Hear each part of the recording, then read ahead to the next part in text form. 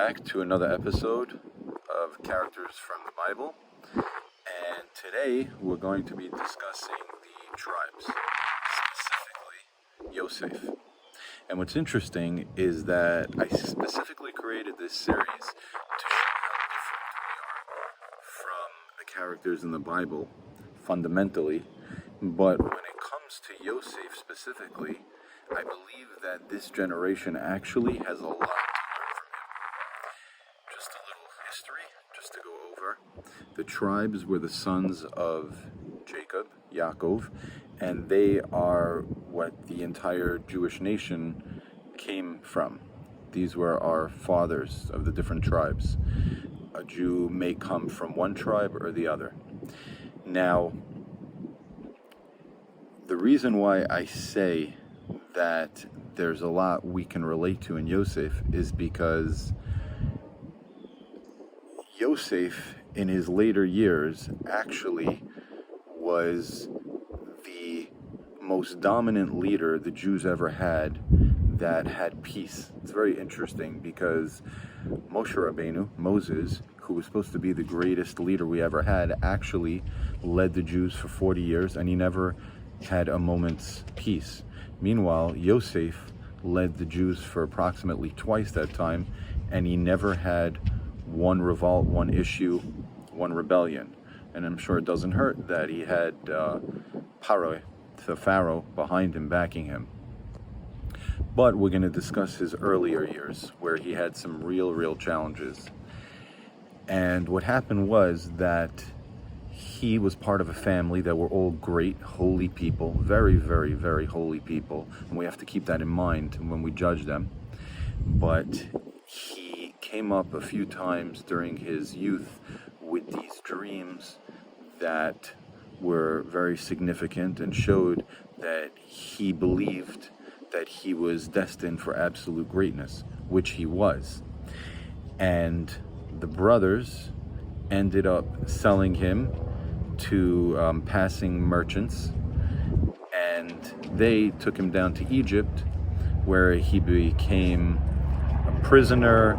Eventually he was in charge of the prison. Eventually he became assistant to Paro, and he basically was the ultimate story of a rise to greatness.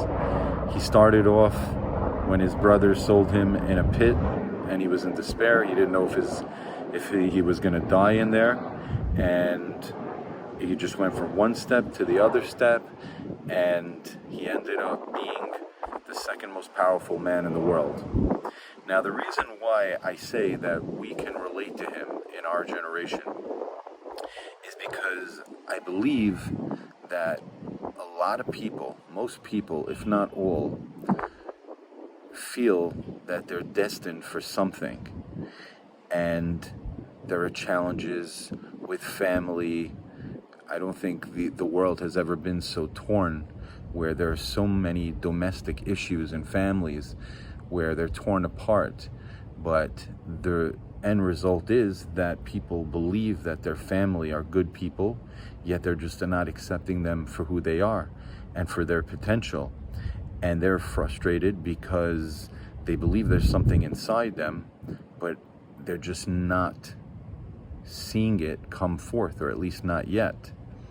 And the answer lies with understanding the story of Joseph, and that is that he had to be somewhere where he ultimately was in a place to save his family, because he was the leader of the free world. So when there ended up being this massive, drastic famine throughout the entire world, and he prepared properly for it, so when his family came down, he was able to provide for them. Obviously, he forgave them for what they did, and they lived happily ever after. But the point is that I think that is the lesson that we are supposed to learn from Josef, is that if we find ourselves in a situation where we're frustrated and we believe that we have potential, we believe that we're not understood or being treated the right way, we need to prepare ourselves so that when the time comes, you will be there for family, for friends, for whoever may need it.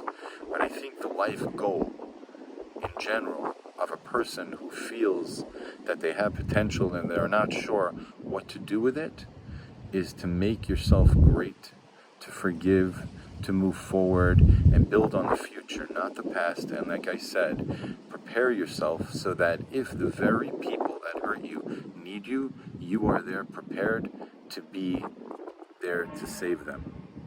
And that is why I think that Josef is so very different than the rest of the characters, in that sometimes we get deluded into thinking, oh, we can relate to them, but we cannot really relate to them. We can understand them and try to learn from them.